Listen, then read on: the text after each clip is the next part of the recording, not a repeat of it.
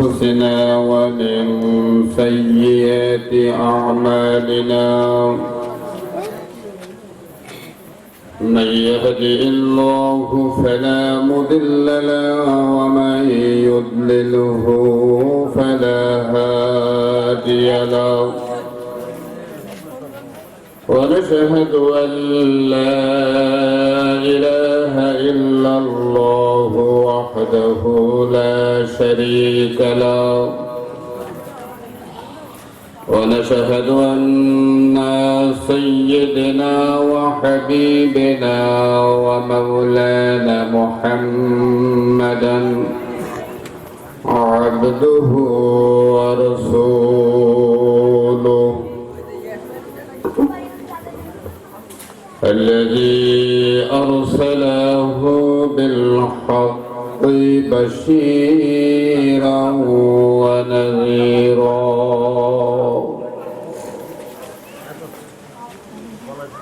وداعيا إلى الله بإذنه وسراجا منيرا فقد قال الله تعالى في كلامه المجيد وفرقان الحميد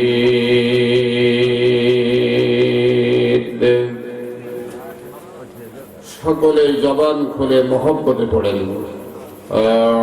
أعوذ بالله من الشيطان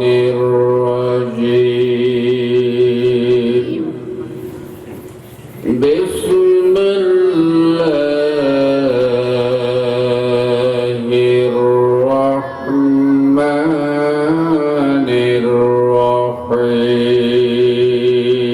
الرحيم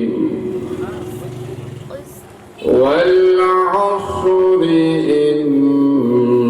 إن الإنسان لفي خسر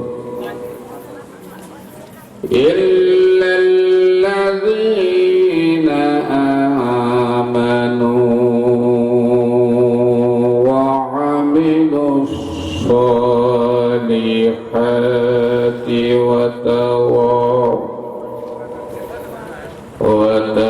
وتواصوا بالحق وتواصوا بالصبر وقال النبي صلى الله عليه وسلم الدنيا سجن المؤمنين وجنات الكافر وقال الله تعالى إن الله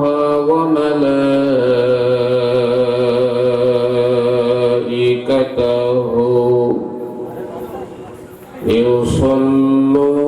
يصلون على النبي يا أيها الذين آمنوا صلوا عليه وسلموا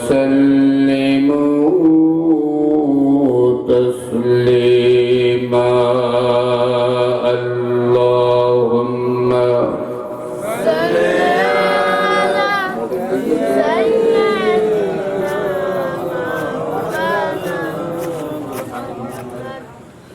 وعلى آل سيدنا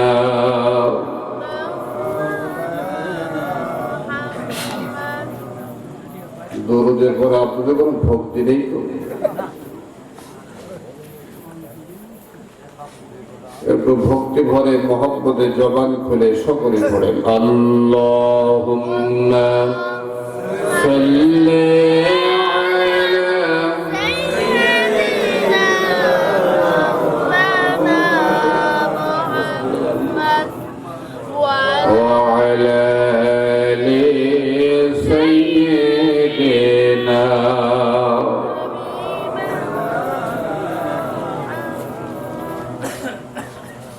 যে ভুল যুগ যুগান্তরে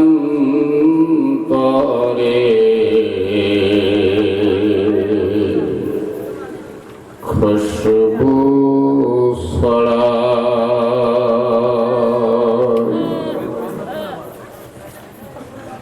যে ভুল যুগ যুগান্তরে খুশবু ছড়ায়,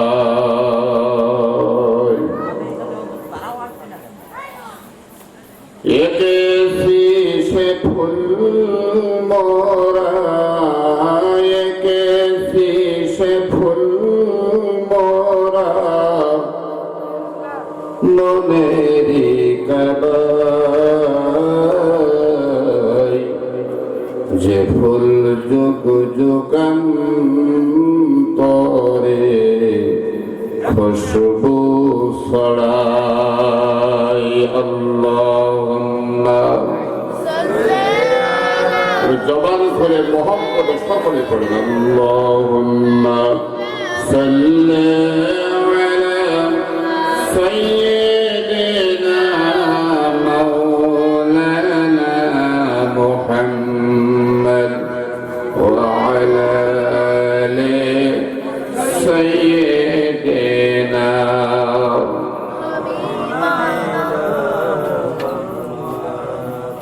আমারি মনের মাঝে পেয়েছি যে বেদনা,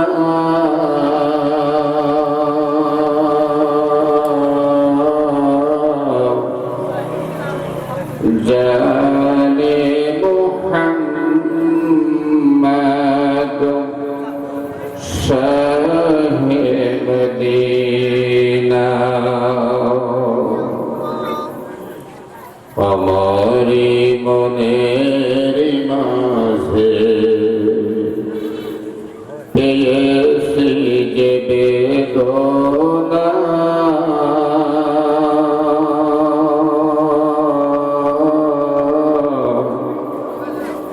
জানে মুহাম্মদ শাহে মদিনা।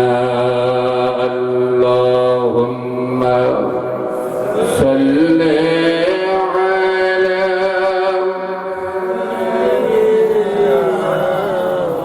মাওলানা মুহাম্মদ ওয়া আলা আলি সাইয়্যিদিনা।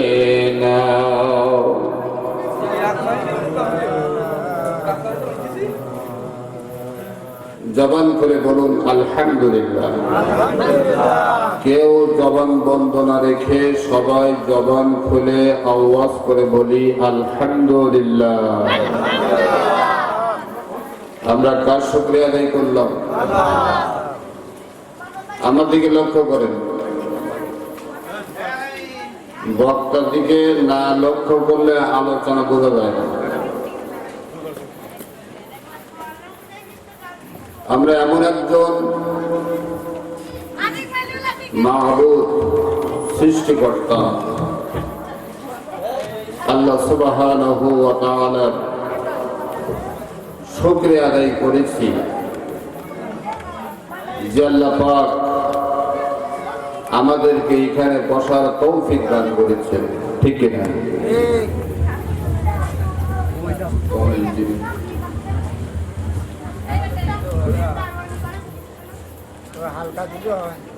তাফসীরুল কোরআন মাহফিল প্রথম বার্ষিক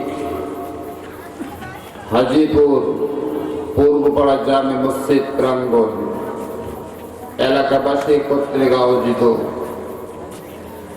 আজকের এই মাহফিলের সম্মানিত সভাপতি,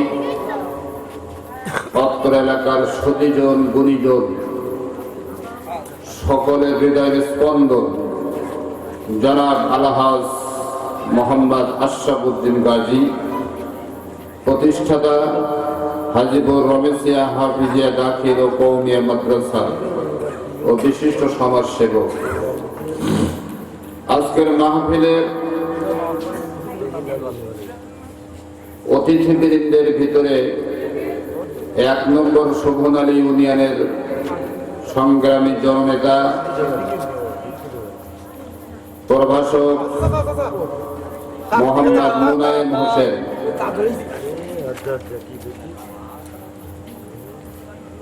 চেয়ারম্যান 1 নম্বর শোভনালী ইউনিয়ন পরিষদ,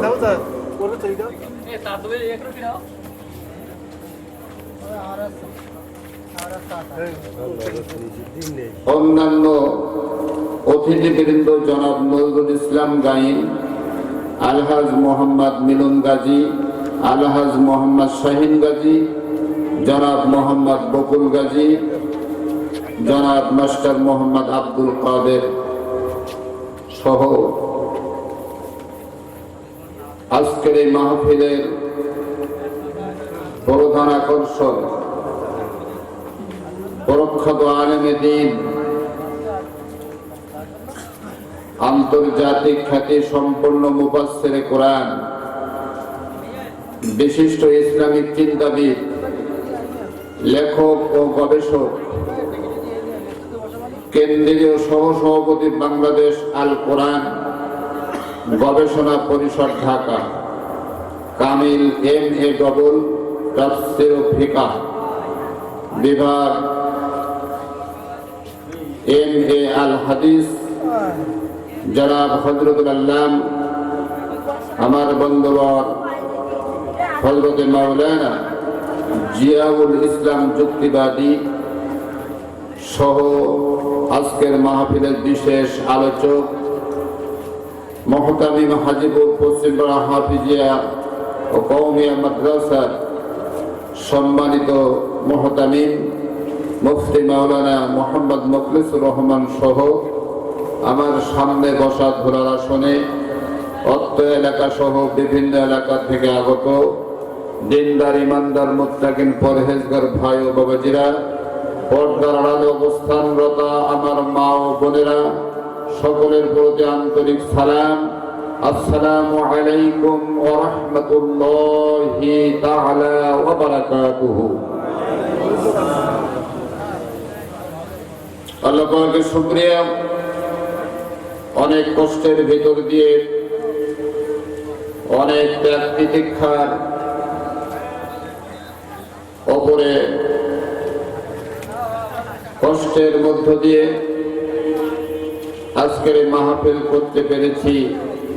যে আল্লাহ পাক আমাকে আপনাকে এই মাহফিলে আসার তৌফিক দিয়েছেন। অন্তরের অন্তরস্থল থেকে জবান খুলে শুকরিয়া আদায় করছি, সকলে বলছি আলহামদুলিল্লাহ। আওয়াজ করে বলুন আলহামদুলিল্লাহ।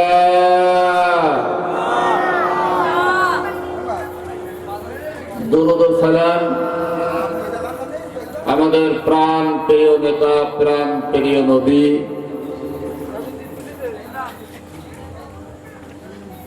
দো জাহানের কান্ডারি, হাসরের ময়দানে যিনি সুপারিশকারী, আমাদের সেই কলিজার টুকরা, নয়নের মণি, জীবনের চেয়ে প্রিয় আমাদের বিশ্বনবী জনাবে মুহাম্মদ রাসূলুল্লাহ সাল্লাল্লাহু আলাইহি ওয়াসাল্লাম।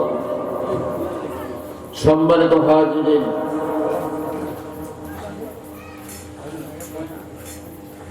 যেহেতু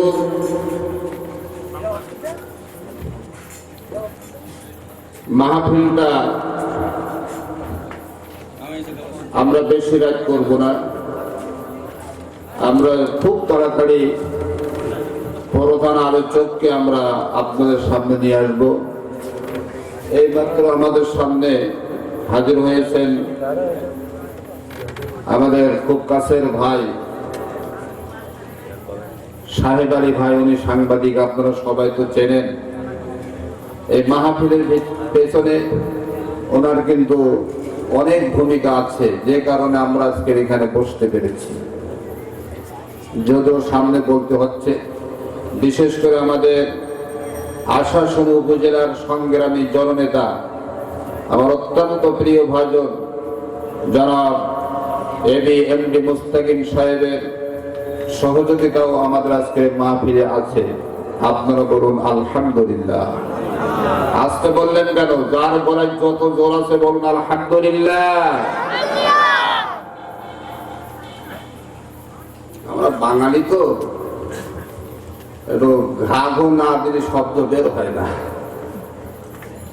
কি ঘা ঘো না দিলে শব্দ বের হয় না। প্রিয় ভাই সব, আমরা এখানে আমি বলতে এসেছি কোরআন হাদিসের কথা। আপনারা কি শুনতে এসেছেন? কথা বলেন। কোরআন হাদিসের কথা।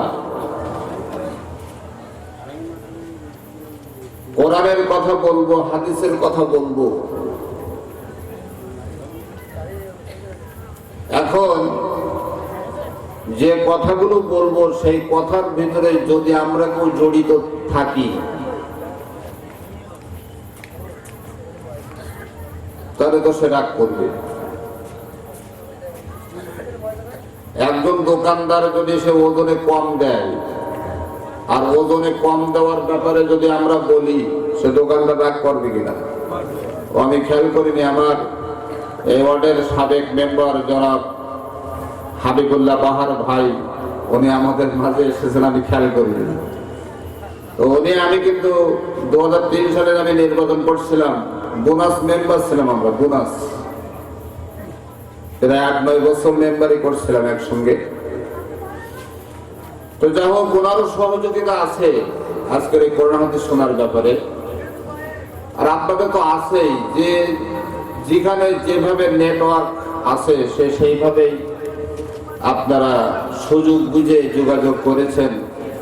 তো সব ভরসার ওপরের ভরসাকে আরো জোরে বলতে হবে, আরো জোরে আল্লাহর উপরে ভরসা রেখে আমরা আজকে এই মাহফিলের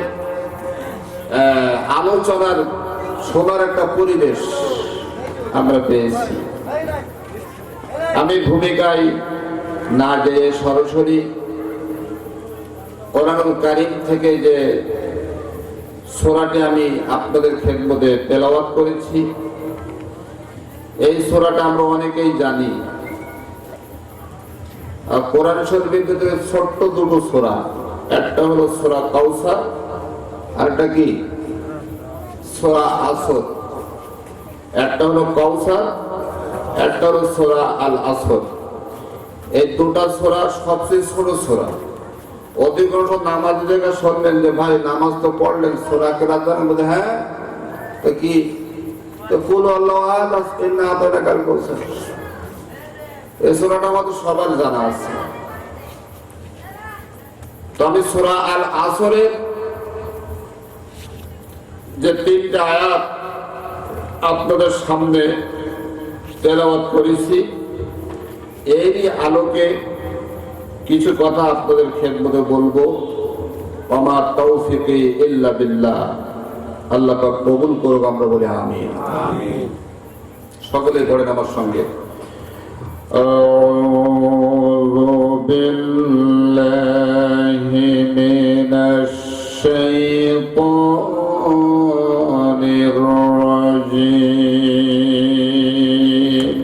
পড়তেছেন? পড়েন, আওয়াজ করে পড়েন, গুনাহ হবে না। বিসমিল্লাহির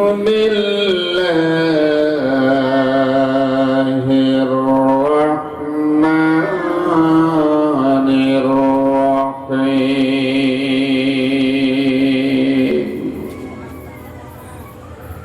বিতাড়িত শয়তান থেকে আল্লাহর কাছে পানাহা চেয়ে পরম করুণাময় আল্লাহ সুবহানাহু ওয়া তাআলার নামে শুরু করছি। ওয়াল আসরি ইন্নাল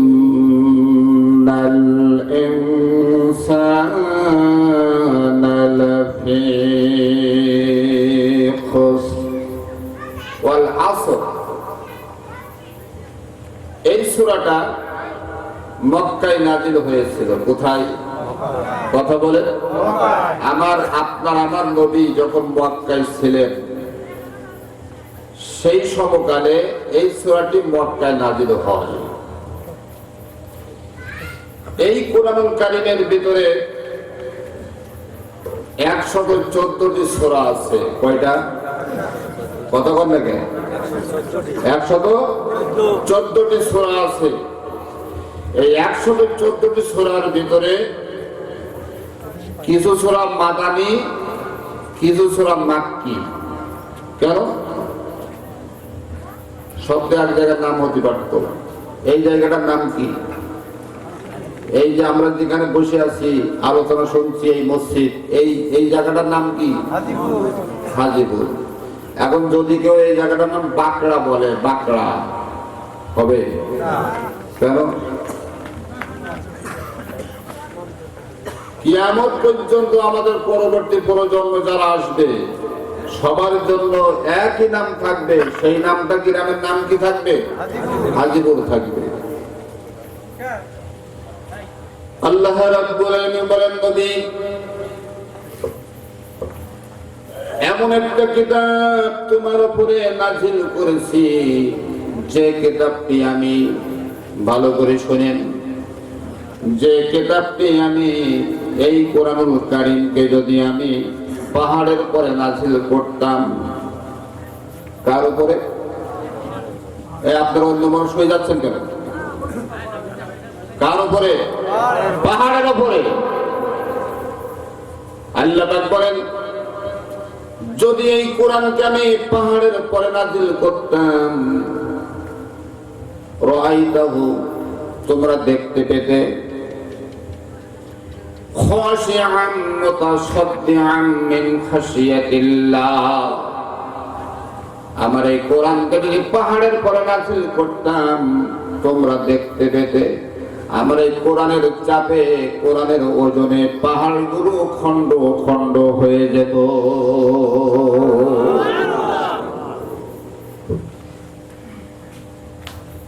মসির শক্তি বেশি না আপনার আমার শক্তি বেশি? কথা বলেন নাকি? একটা মহিষ, একটা হাতি, ওদের শক্তি বেশি না আপনার আমার শক্তি বেশি?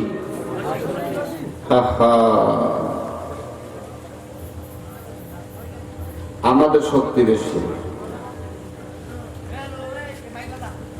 কারণ আমরা চালাক বেশি। অত বড় হিংস্র প্রাণী আমাদের সাথে পেরে ওঠে না। কথা কম নাকি?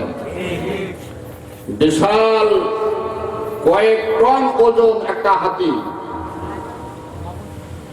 এই হাতির উপরে বসে ছোট্ট একটা 8-10 বছরের একটা বালক, সে যা বলে হাতি তাই শুনতে বাধ্য। কতক্ষণ নাকি? কিন্তু আমার আল্লাহ পাক বলেন, খুলিকাল ইনসানা দাঈফা, আমি তোমাদের মতন এই মানুষকে অতি দুর্বল করে বানিয়েছি। কি করে? দুর্বল করে বানিয়েছি। আমরা তো দুর্বল,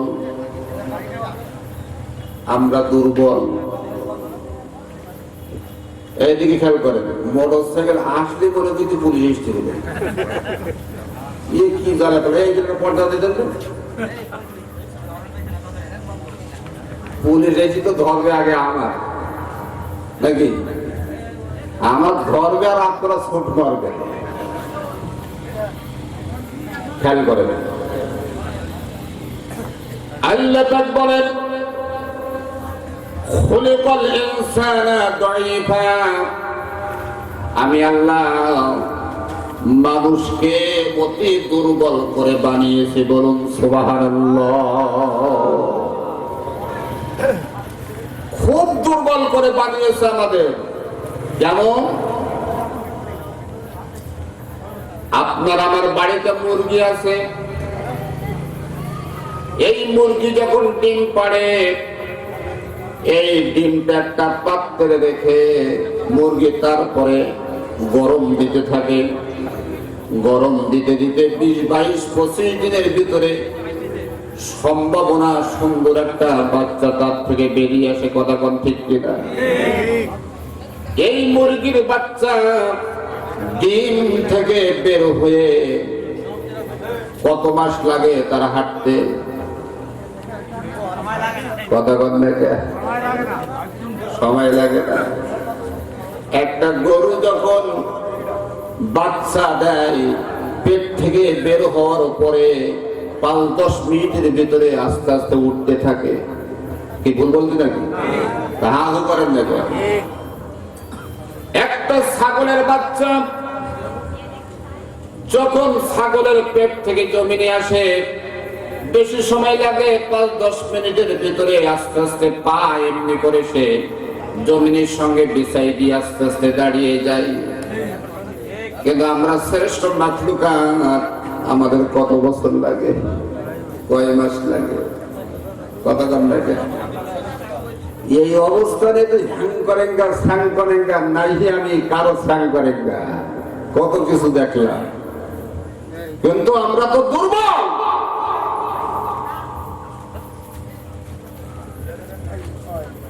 আমরা এত দুর্বল, রাত্রে চলতে গিয়ে যদি একটা সাপ যদি আমাদের সামনে পড়ে,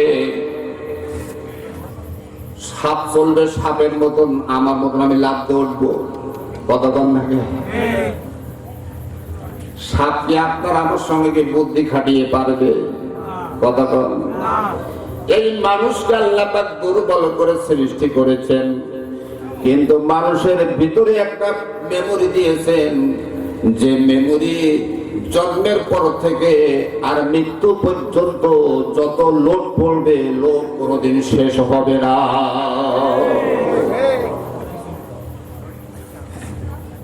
যত কথা শুনবেন স্তরে স্তরে আস্তে আস্তে করে লোড হতে থাকবে। আজকে যে আমার আলোচনা যারা শুনছেন, এরপর প্রধান আলোচকের আলোচনা শুনবেন, আগামীকাল সকালবেলা হুবহু বলতে না পারলেও কিছু কিছু তো বলতে পারবেন, কতক্ষণ লাগে। বন্ধুগণ, আল্লাহ রাব্বুল আলামিন বলেন, খুলিকাল ইনসানা দাঈফা। দাঈফ মানে দুর্বল, কিন্তু আল্লাহ পাক এর দাঈফা বলেছেন, অত্যন্ত দুর্বল করে মানুষ সৃষ্টি করেছেন। এত দুর্বল, কিছু আপনাদেরকে আমি বোঝালাম। একটা হাতি কয়েক টন ওজন, কিন্তু সেই হাতির পিঠের পরে 8-10-12 বছরের একটা বাচ্চা বসে থাকে। হাতের যেদিকে নিয়ে যায় হাতি সেদিকে যেতে বাধ্য, কথা কন না কেন? কিন্তু আপনার বাড়িতে আপনার একটা ছেলে অথবা মেয়ে 8-10 বছর বয়স, অনেক সময় দেখবেন আপনি যা বলবেন তার বিপরীত করে ফেলে কিনা? আমার ভাইরা, আমি ওদিকে যাচ্ছি না, এই আলোচনা হলো বিজ্ঞান সম্মত আলোচনা। আমি যে সূরাটি আপনাদের খেদমতে তেলাওয়াত করেছি, সূরাটি হলো মক্কায় নাযিল হয়েছে আমার নবীর পরে। কিছু সূরা কেন মক্কায়, কিছু সূরা কেন মদিনায় নাযিল হলো? আল্লাহ পাক বলেন, হে কুরআন, আমি এমন একজন ব্যক্তির পরে তোরে নাযিল করলাম, আমার নবী যেখানে থাকবে, আমার নবী থাকবে যেখানে, কোরআন তুমিও থাকবা সেখানে। বলুন সুবহানাল্লাহ। আমার নবী যখন মক্কায় ছিল, তোমাকে মক্কায় নবীর কাছে নাযিল করেছিলাম। আমার নবী যখন মদিনায় ছিল, আমি আল্লাহ, তুমি কোরআন, তোমাকেও মদিনায় নাযিল করেছি নবীর উপরে। সুবহানাল্লাহ। আল্লাহ পাক বলেন, কোরআন, আমার নবী আছে যেখানে, আমার কোরআন তুমি সেখানে। আল্লাহ পাক নবীকে বলতে পারতেন যে দোস্ত, মক্কায়, মদিনার থেকে মক্কায় আসো, তোমার পরে কোরআন নাযিল করব না। জিবরাইল ফেরেশতাকে বলা হয়েছে, আমার নবী আছে যেখানে, আমার কোরআন নাযিল হবে সেখানে। সুবহানাল্লাহ। আল্লাহ রাব্বুল আমিন বলেন, এই যে ছোট্ট 3টি আয়াত বিশিষ্ট সূরা, যে সূরাটার ব্যাপক আলোচনা, আমি ক্ষুদ্র মানুষ যতটুকু গবেষণা করে পেয়েছি সেইটুকুন যদি বলা হয় এরকম রাত পার হয়ে যাবে কয়েক রাত্র। আল্লাহর কোরআন বলা শেষ হবে না, রাত শেষ হয়ে যাবে, কোরআন বলা শেষও হবে না। আল্লাহ রাব্বুল আলামিন প্রথমেই কসম খেয়ে বলছেন ওয়াল আসর, সময়ের কসম। কিসের কসম? সময়ের কসম, ইতিহাসের কসম। আমি আল্লাহ আমার কসম। আমরা অনেক সময় কসম খাই না ভাই? সত্যকে অসত্য বানানোর জন্য কসম খাই, অসত্যকে সত্য বানানোর জন্য কসম খাই, ছেলের মাথায় হাত দিয়ে কসম খাই। কথা বল না কেন? আল্লাহ কার কসম খাবে? আল্লাহ তো তার নিজের জাতের কসম তো খেতে পারবে না। আল্লাহ পাক কসম খেয়েছেন সময়ের কসম। কিসের কসম? সময়ের কসম। তাহলে সময়ের গুরুত্ব আছে কিনা? আমরা তো সময়ের গুরুত্ব দেই না। আল্লাহ পাক বলেন সময়ের কসম করে বলছি, ইতিহাসের কসম করে বলছি, ইন্নাল ইনসানা লাফি খুসর। ইন্নাল ইনসান, আলোচনায় আসেন। আমরা তো দুর্বল, একটু আগে বললাম। এরপর আল্লাহ পাক আবার বলছেন ইন্নাল ইনসানা লাফি খুসর, নিশ্চয় মানুষ সব ক্ষতিগ্রস্ত। মানুষ যে ক্ষতিগ্রস্ত এ কথা আপনি বললেন না, আমি বললাম না, আল্লাহ বললেন। এটা আওয়াজ করেন, কে বললেন? আমাদের সৃষ্টি করেছেন কে? আল্লাহ পাক আমাদের সৃষ্টি করেছেন। তিনি বলছেন যে ইন্নাল ইনসানা লাফি খুসর, সমস্ত মানুষ ক্ষতিগ্রস্ত, বিপদে, খসরার ভিতরে।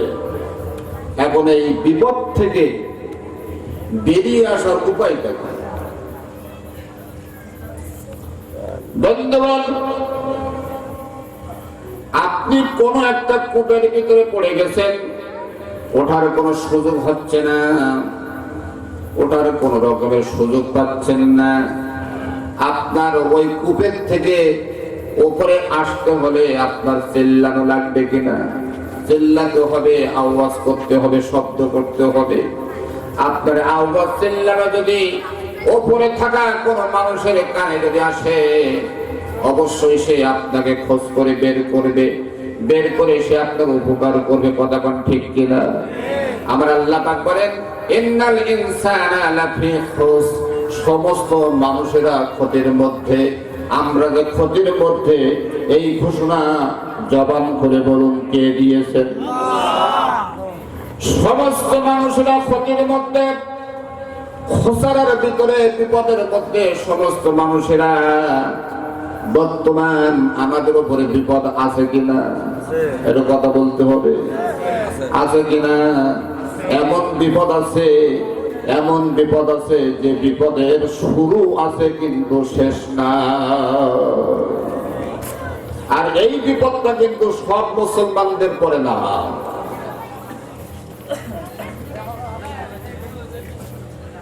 সব মুসলমানদের পরে কিন্তু এই বিপদ না। ভাইয়ের আমার, বন্ধুরা, আল্লাহ রাব্বুল আলামিন বলেন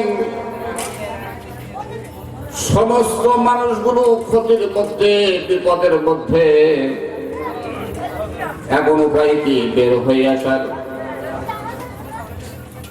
এই বিপদ থেকে বেরিয়ে আসার উপায় কি?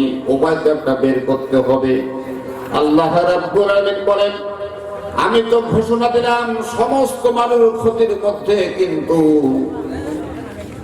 ইল্লাল্লাযীনা আমানু, নিশ্চয় যারা আমি আল্লাহ আমার প্রতি ঈমান এনেছে এরা ক্ষতিগ্রস্ত হবে না। যারা ঈমান এনেছে তারা ক্ষতিগ্রস্ত হবে না, এ ঘোষণা কার? এখন ঈমান আমি আনলাম কিভাবে? লা ইলাহা ইল্লাল্লাহু মুহাম্মাদুর রাসূলুল্লাহ, কালেমা পড়লাম, আমি ঈমান আনলাম। কালেমা পড়ে ঈমান আনলাম, এই কি আমার শেষ? কথা বল না কেন? আমার কিছু করা লাগবে না? কি করা লাগবে? চুরি, কোরআনের বিরুদ্ধে কথা বলা, কথা কয় না, কোরআনের বিরুদ্ধে রাজনীতি করা। ও মুসলমান, যে বাংলাদেশে আমরা বাস করি, স্বাধীন বাংলায় আমরা বাস করি, এই দেশ স্বাধীন করার জন্য আমাদের সকলের প্রিয় নেতা, জাতির জনক বঙ্গবন্ধু শেখ মুজিবুর রহমান, তিনি তো স্বাধীনতার স্থপতি। তিনি সোনার বাংলা আমাদের কাছে উপহার দিয়ে গেছেন, কিন্তু আমাদের নিজেদের কর্মের কারণে আজকের সোনার বাংলা আজকের লোহার বাংলায় পরিণত হয়ে যাচ্ছে। কথা ঠিক কিনা? এখান থেকে কয়েক মাস আগে ভাস্কর্য নিয়ে বাংলাদেশে তুমুল ঝড় বইছিল কি নাকি? আমরা ডাঙ্গায় গিয়েছিলাম না মিছিলে? কেন? ভাস্কর্যের বিরুদ্ধে আমরা মিছিল করছিলাম, স্লোগান দিয়েছিলাম। যে দেশে 96-98 জন মুসলমান 100-র ভিতরে, যে দেশে 100 জনের ভিতরে 98-96 জন মুসলমান, সেই দেশে ভাস্কর্যের বিপক্ষে মুসলমানরা মিছিল দিতে গেল। তাহলে বুঝতে হবে যে ভাস্কর্য যে তৈরি হচ্ছে, মুসলিম দেশে যখন ভাস্কর্য তৈরি হচ্ছে, তাহলে বুঝে নিতে হবে যে এরা মুসলিম দেশ হতে পারে না, এরা মুসলিম দেশ হতে পারে না। হেফাজতে ইসলাম চরমোনাই পীর সাহেব ব্যাপক ভূমিকা রাখছিলেন। সেই সময় কথা কয় না, বিভিন্ন মিডিয়ায়, বিভিন্ন ফেসবুকে, ইউটিউবে, এরপরে টেলিভিশনে আপনার পর্দায় দেখেছেন হেফাজতে ইসলাম আর চরমোনার পীর সাহেব ব্যাপক ভূমিকা রাখছিল। জৈনপুরীর পীর সাহেব আল্লামা ডক্টর ইনায়েতুল আব্বাসী উনিও কঠিন ভূমিকা রাখছিল ভাস্কর্যের ব্যাপারে। আমি ওদিকে যাচ্ছি না। এই ভাস্কর্য কেন্দ্র করে আমার বাংলার জমিনে চট্টগ্রামে হিন্দু, বৌদ্ধ, খ্রিস্টান তারা ঐক্য গঠন করে তারা মিছিল বের করেছে, স্লোগান বের করেছে যে হেফাজতের 2 গালে জুতা মারো তালে তালে। কথা কন না কে? ভুল করলে জিহ্বা কেটে নেবেন। চরমোনাইয়ের 2 গালে জুতা মারো তালে তালে। আজকের বাংলার জমিনে 96 থেকে 98% মুসলমান থাকা সত্ত্বেও যদি হিন্দু, খ্রিস্টান, ইহুদি তারা যদি এমন ঘোষণা দিতে পারে, তাহলে আপনাকে আমাকে বুঝে নিতে হবে এটা মুসলিম দেশ না, বুঝে নিতে হবে। বন্ধুগণ, খেদমতে আরজ করি আমার বিশ্বনবী জনাবে মুহাম্মদ রাসূলুল্লাহ সাল্লাল্লাহু আলাইহি ওয়াসাল্লাম মার খেয়েছিলেন তায়েফের ময়দানে। কোথায়? কথা বল না কেন? তায়েফের ময়দানে মার খেয়েছিলেন। কোন কারণে? কোরআনের কথা বলার কারণে। উহুদের যুদ্ধে দান শহীদ হয়েছিল এই কোরআনের কারণে। পৃথিবীতে 104খানা কিতাব আল্লাহ পাক আসমানি কিতাব হিসাবে নাজিল করেছিলেন। তার ভিতরে 4টি ছিল প্রসিদ্ধ কিতাব আর 100 ছিল সহিফা, ছোট ছোট কিতাব। এই 4টি কিতাবের ভিতরে তাওরাত, জাবুর, ইনজিল আর এই কোরআন। এই চারটি প্রসিদ্ধ কিতাব চারজন নবীর পরে আল্লাহ পাক নাজিল করেছিলেন। কোরআনুল কারীম নাজিল হয়েছিল আমাদের নবীর উপরে, ইনজিল কিতাব নাজিল হয়েছিল ঈসা নবীর পরে, তাওরাত কিতাব নাজিল হয়েছিল মূসা নবীর পরে, আর জাবুর কিতাব নাজিল হয়েছিল হযরত দাউদ আলাইহিস সালামের পরে। দাউদ নবী পৃথিবীতে আছে না বিদায় হয়ে গেছে? কথা বলেন। দাউদ নবী মারা গেছে, কিতাবের কোনো অস্তিত্ব নেই। ঈসা নবী মারা গেছে, কিতাবের কোনো অস্তিত্ব নেই। মূসা নবী মারা গেছে, কিতাবের কোনো অস্তিত্ব নেই। আপনার আমার নবী মারা গেছে, নবীর কিতাবের অস্তিত্ব আছে কিনা? কথা বলেন না কেন? আছে কিনা? থাকবে কতদিন? কতদিন? 2021 সাল না 22 সাল? কিয়ামত পর্যন্ত নবীর এই কিতাবে অস্তিত্ব থাকবে। আল্লাহ রাব্বুল আলামিন বলেন, ইন্না নাহনু নাযালনা যিকরা ওয়া ইন্না লাহু লাহাফিজুন।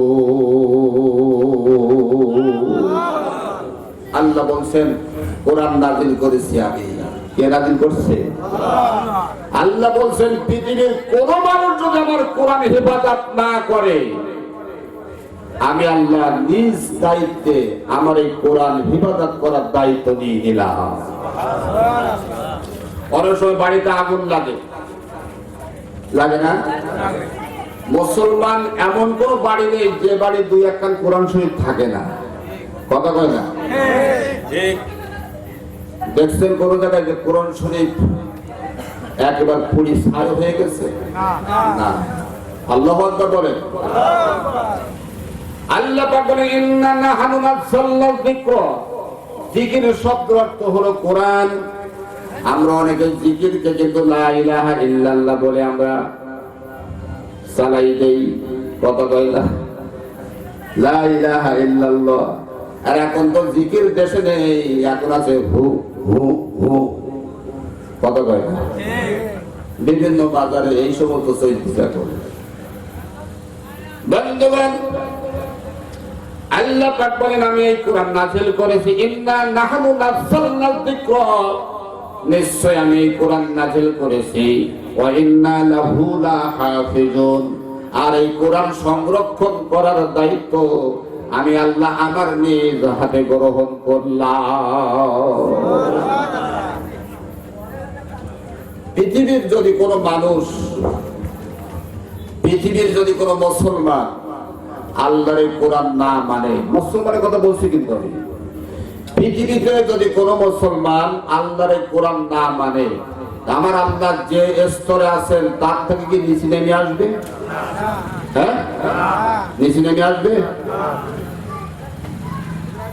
আর যদি পৃথিবীর সমস্ত ইহুদি, খ্রিস্টান, নাসারা, বৌদ্ধ যত জাতি আছে সবাই যদি এই কোরআন মানে, মেনে চলে, আমার আল্লাহ যে জায়গায় আছেন তার থেকে কি উপরে যাবে? না। আমাদের উপজেলার চেয়ারম্যান জনাব এবিএম মুস্তাকিম ভাইকে যদি কেউ কোন জায়গায় দাওয়াত না করে, ওনার উপজেলার চেয়ারম্যান কি নষ্ট হয়ে যাবে? কথা কয় না? আবার যদি ওনাকে যদি প্রতিটা প্রোগ্রামে যদি এই থানার ভিতর দাওয়াত করে, উনি কি ডবল চেয়ারম্যান হবে? কি যা আছে তাই থাকবে। কেউ ডাকলেও থাকবে, না ডাকলেও থাকবে। আল্লাহ পাক বলেন এই কোরআন নাযিল করেছি আমার নবী মুহাম্মদ সাল্লাল্লাহু আলাইহি ওয়াসাল্লামের কাছে। মা আয়েশা সিদ্দিকা রাদিয়াল্লাহু তাআলা আনহা বলেন, প্রচন্ড শীতের সময় নবীজির কাছে যখন কোরআন নাযিল হতো, আমি আয়েশা সচক্ষে দেখেছি প্রচন্ড শীতের ভিতরেও নবীজির চোখ মুখ শরীরটা ঘেমে একেবারে ভিজে যেত। কোরআনের পাওয়ার আছে কিনা? কথা বল না কেন? কোরআনের পাওয়ার আছে কিনা? অবশ্যই কোরআনের পাওয়ার আছে, কিন্তু আমরা কোরআনকে বুঝলাম না। বন্ধুগণ, আবু সুফিয়ান, আবু জেহেল, উতবা, সাইবা, ওলীদ, মুগীরা এগুলো সব ছিল একেবারে টাটকা কাফের। কি ছিল? কাফের। আবু সুফিয়ানের মেয়ে নামটা ছিল উম্মে হাবিবা। কি নাম বললাম? উম্মে হাবিবা। নামটা খারাপ না ভালো? আমাদের সমাজে অনেক মেয়েদের নাম আছে না, হাবিবা নামটা খুব ভালো নাম। উম্মে হাবিবা আবু সুফিয়ানের মেয়ে। উনি দিনের বেলায় রান্নাঘরে বসে রুটি তৈরি করছে। কি করছে? রুটি বানাচ্ছে। আমার দয়ার নবী, প্রাণের নবী, প্রিয় নবী মুহাম্মদ রাসূলুল্লাহ সাল্লাল্লাহু আলাইহি ওয়াসাল্লাম একটা মাঠে যে 39 থেকে 40 জন সাহাবীর সংখ্যা হবে, এই সাহাবীদের নিয়ে আল্লাহর নবী একটা মাঠে বসে আল্লাহর পবিত্র কোরআনুল কারীম তেলাওয়াত করছেন। কোরআন তেলাওয়াত করছেন। এই যে এখন আমরা যে কথা বলছি, মাইকে আওয়াজ, বাতাস যেদিকে যাচ্ছে সেদিকে বেশি যাবে না কম যাবে? বাতাস যেদিকে বিপরীত সেদিকে কিন্তু কম যাবে, কিন্তু বাতাস যেদিকে চলছে সেদিকে আওয়াজ বেশি যাবে। যাবে কিনা? আমার নবী কোরআন তেলাওয়াত করছেন সূরা ইয়াসিন। তেলাওয়াত যখন শুরু করলেন, উম্মে হাবিবার কানে কোরআন তেলাওয়াতের শব্দ চলে গেল। সুবহানাল্লাহ। উম্মে হাবিবা রুটি তৈরি করার কালীন যখন তার কানে সুমধুর কণ্ঠে যখন কোরআন তেলাওয়াতের আওয়াজ যখন ভেসে আসতেছে, রুটি তৈরি করা বন্ধ করে দিয়ে কান খাড়া করে শুনছে। কিসের আওয়াজ? দেখে এত সুন্দর আওয়াজ। তেলাওয়াত করছেন আল্লাহর নবী, আপনার আমার নবী। আল্লাহর নাচের কিন্তু কোরআন তেলাওয়াত করছেন কে? কে? আমাদের নবী। কিয়ামতের ময়দানে আল্লাহ রাব্বুল আলামিন এই কোরআনকে দাউদ আলাইহিস সালামের কাছে বলবেন, দাউদ আমার কোরআন তেলাওয়াত করো। খেয়াল করেন কথাই, আমার কোরআন তেলাওয়াত করো কোরআন থেকে। দাউদ আলাইহিস সালাম বলবে, আল্লাহ ওই কিতাব তো আমার পরে নাযিল হয় নাই, আমি কেমন করে ওই কিতাব তেলাওয়াত করব? দাউদ আলাইহিস সালামের কণ্ঠ আল্লাহ রাব্বুল আলামিন এত সুন্দর কণ্ঠ দিয়েছিলেন যে কণ্ঠ সাগরের কিনারায় বসে যদি জাবুর কিতাব তেলাওয়াত করতেন দাউদ আলাইহিস সালাম, সাগর থেকে মাছ আস্তে আস্তে করে ভাসতে ভাসতে সাগরের কিনারায় এসে ভিড় জমাতো। জোরে কোন সুবহানাল্লাহ। এত কণ্ঠ। ভাইরা আমার বন্ধুরা, দাউদ আলাইহিস সালামকে বলা হবে তেলাওয়াত করো কোরআন থেকে। দাউদ আলাইহিস সালাম বলবেন, আল্লাহ আমি তো তেলাওয়াত করতে পারবো না। আল্লাহ পাক বললেন, তুমি করো, তুমি তেলাওয়াত করো। ইন্নামা আমরুহু ইযা আরাদা শাইয়া আয়াকুলা লাহু কুন ফায়াকুন। আল্লাহ বলে বলেন, আরো জোরে বলেন। মাথায় টুপি মাস্ক মুখে বসে কেন? মাস্কটা মাথায় দাও, এবং যেমন যাত্রা গান ঐতিহ্য কোন জায়গায় কোন পরিবেশ আসছে তাও মুসলমান জানে না। আজকে জুমায় বলছিলাম, ইমাম সাহেব নামাজে সামি আল্লাহু লিমান হামিদা, সামি আল্লাহু লিমান হামিদা। এখন এক হিন্দু লোক যায় হইল মসজিদ পায়নি, একজন ওই মসজিদের মুসল্লি ডেকে বসছে যে, ভাই তোমাদের এই ইমাম সাহেব হামিদা হামিদা করে, হামিদা কার নেই? যে হামিদা কি কারণ নেই? নামাজে যে সামি আল্লাহু লিমান হামিদা বলা হয়। তো যার কাছে জিজ্ঞাসা করছে মুসলমানের কাছে, নামাজি মুসলমানের কাছে, তখন সে মুসলমান জবাব দিচ্ছে, আমি তো 25-30 বছর নামাজ পড়তেছি, হামিদা যে কার নেই আমি এখন খোঁজ খবর পাইনি। কোরআন যে কি এখনো মুসলমান চিনতে পারলো না। আমরা আইছি কোথায়? কতক্ষণ কোরআনের মাহফিলে আইছে। কোরআনের মাহফিলে আসতে গেলে কোন পরিবেশে আসতে হয় এটাও আমাদের জানা নেই।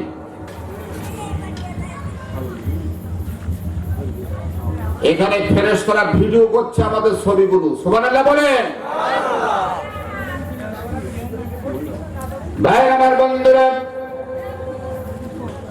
দাউদ আলাইহিস সালাম কোরআনুল কারীম থেকে তেলাওয়াত করবেন। আউযু বিল্লাহি মিনাশ শাইতানির রাজীম।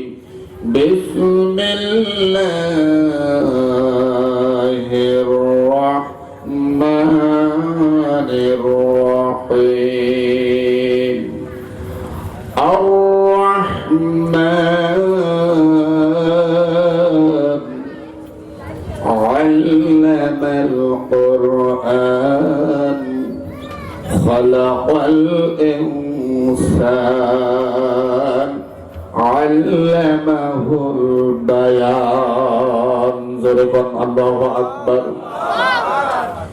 দাউদ আলাইহিস সালাম তেলাওয়াত করবেন, কত দিন কত মাস পার হয়ে যাবে হাসরবাসীরা বুঝতে পারবে না। সুবহানাল্লাহ বলে। আল্লাহ পাক বলবেন দাউদ থামো।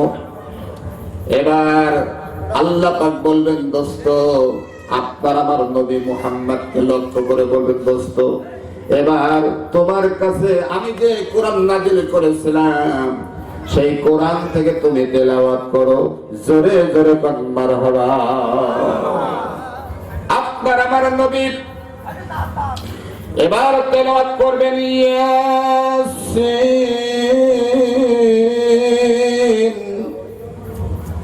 ওয়াল কুরআনিল হাকীম।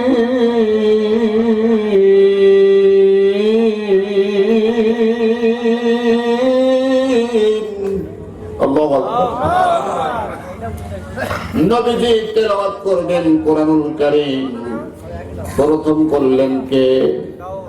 দাউদ আলাইহিস সালাম। এবার নবীদের নাম হইবে বলতে নেই, দাউদ মানুষের নাম হতে পারে, আছে না? নবীর নামের সাথে আমরা তো অনেকের নাম মিলাই রাখি না ভাই?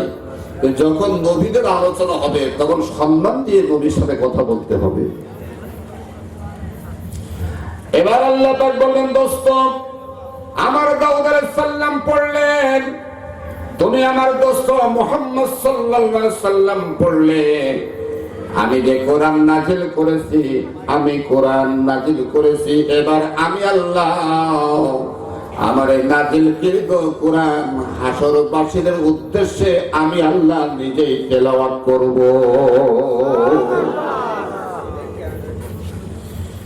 উম্মে হাবিবা নবীজির কণ্ঠে তেলাওয়াত করা কোরআনুল কারীমের আওয়াজ যখন পেয়ে গেল, রুটি তৈরি করা বন্ধ করে দিয়ে যেদিক থেকে আওয়াজটা আসতেছে সেই দিকে রওনা হয়েছে।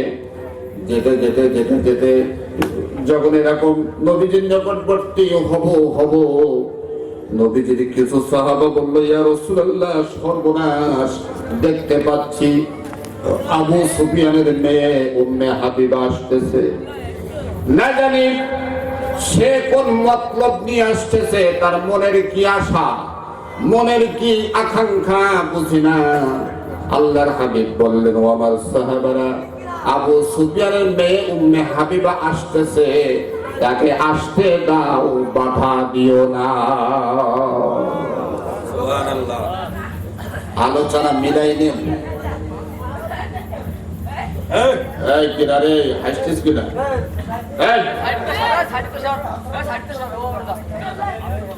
কোন এক গ্রামে একজন শিক্ষিত লোক, ব্যাপক শিক্ষিত, হাতে ঘড়িতে চলে। একটার দিকে মানুষ মাটির কাজ করে বাড়ি যাচ্ছে, একজন তাদের ভিতর থেকে শুনলো যে ভাই ঘড়ি হাতে আছে তো, ভাই কয়টা বাজে? ওই ভদ্রলোক, শিক্ষিত ভদ্রলোক, যখন ওনাকে জিজ্ঞাসা করা হলো কয়টা বাজে, উনি তখন এই বেড়ার থেকে একটা কক্সা ভেঙে ওর পিঠ ভোর এক বাড়ি গেছে। বাড়ি যাওয়ার পরে ও তো ছটপট ছটপট করছে, যে আমি শুনলাম ভালো জিনিস যে কয়টা বাজে, আমার মারার কারণটা কি? ও বসে বসে কাঁদছে। ওর সহপাঠী যারা কাজ করতে গিয়েছিল একসাথে, ওরা এসে বলছে তুই এখানে বুঝি কাঁদছিস কেন? বলছে ওই যে লোকটা যাচ্ছে, আমি ও লোকটাকে জিজ্ঞাসা করলাম যে কয়টা বাজে, তাই বেড়ার গাছ থেকে একটা কক্সা ভেঙে আমার পিঠ ভোট দিয়েছে বাড়ি। তো বাকি লোকজন বলছে ও তো আমাদের গ্রামের সবচেয়ে শিক্ষিত ছেলে, ভদ্র ছেলে, ও আকার ইংরেজিরা কথা কয় না। তো বলছে কয়টা বাড়ি দিয়েছে তোর? বলছে একটা বাড়ি দিয়েছে। তখন কত তাহলে বুঝি নেই যে এখন একটা বেরিয়েছে। তখন ওই মারি খাওয়া লোক বলছে আল্লাহ তোমার শুকরিয়া যে আমি 12টার সময় সরিনি। 12টার সময় সরলে আমার তো বাড়ি যাওয়া লাগতো না, হাসপাতালে ভর্তি হতে হতো। আকার ইঙ্গিতে কিছু কথা এখন বলা হচ্ছে, বলছে, আপনারা সেই হিসাবে সেইভাবে আপনারা নিজেদেরকে তৈরি করার চেষ্টা করবেন। উম্মে হাবিবা দাঁড়িয়ে আছে, আল্লাহর নবী জনাবে মুহাম্মদ রাসূলুল্লাহ সাল্লাল্লাহু আলাইহি ওয়াসাল্লামের সাহাবা বলল ইয়া রাসূলুল্লাহ, না জানি কোন মতলব নিয়ে আসছে, আবু সুফিয়ান মুসলমান না কাফের? কথা বন্ধ কর। আবু সুফিয়ান কাফের, তার মেয়েও কাফের, জানি না কি মতলব নিয়ে আসছে। আল্লাহর নবী উম্মে হাবিবাকে লক্ষ্য করে বলল, হাবিবা তুমি এখানে কি জন্য এসেছো? উম্মে হাবিবা বলল, শোনো আব্দুল্লাহর বেটা মুহাম্মদ, তুমি যে কি তেলাওয়াত করতেছিলে, এত সুন্দর এত মধুর আমার কাছে লাগছিল, আমি রুটি তৈরি করা বন্ধ করে দিয়ে বাধ্য হয়েছি তোমার এই তেলাওয়াত শোনার জন্য। জোরে জোরে বলেন সুবহানাল্লাহ। উম্মে হাবিবা বলল, ও আব্দুল্লাহর বেটা মুহাম্মদ, আমি আবু সুফিয়ানের মেয়ে, আমার পরিচয় তো সবাই জানে। আমি এই কোরআনের উপরে পাগল হয়ে, কোরআনের প্রেমে আসক্ত হয়ে আমি তোমার দরবারে তোমার কাছে এসেছি। ও মুহাম্মদ, আমি আর ওই কাফের আব্বা আবু সুফিয়ানের বাড়িতে ফিরে যাব না, আমি তোমার কাছে কালেমা পড়ে আমি মুসলমান হয়ে যাব। জোরে জোরে কোন সুবহানাল্লাহ।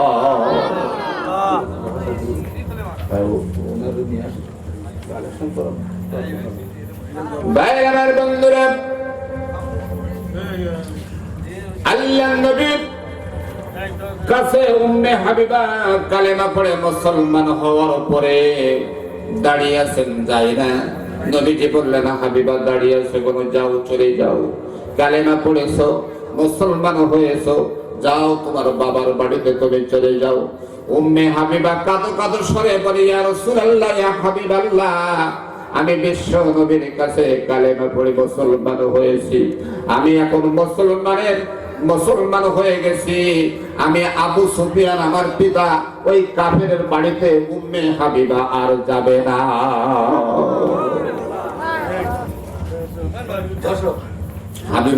হাবিবা আর আবু সুফিয়ানের বাড়ি যাবে না।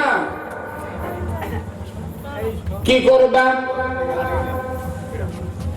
উম্মে হাবিবা আমার নবীকে ডাইরেক্ট প্রস্তাব দিল, ইয়া রাসূলুল্লাহ, ইয়া হাবিবাল্লাহ, আমি তো আবু সুফিয়ানের বাড়িতে আর যাব না। আমি আপনার কাছে কালেমা পড়ে মুসলমান হয়েছি, কিন্তু আমার দাবি আপনি আমাকে বিবাহ বন্ধনে আবদ্ধ করে আমি হাবিবা আমাকে স্ত্রী হিসাবে আপনি গ্রহণ করে নেন। সুবহানাল্লাহ বলবেন না?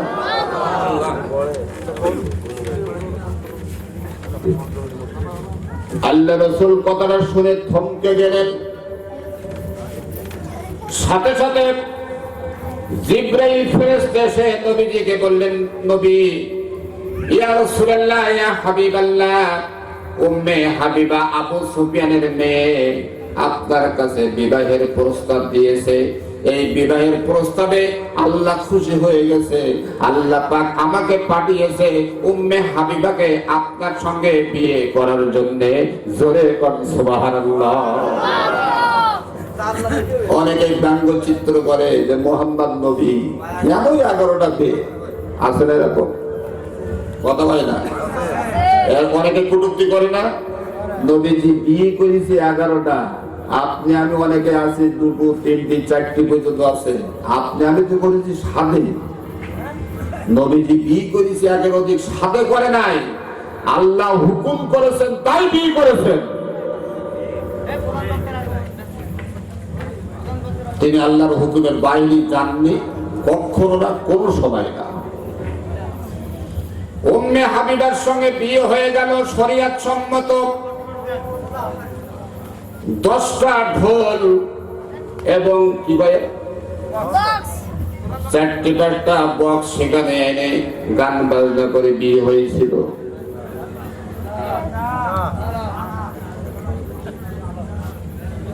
কি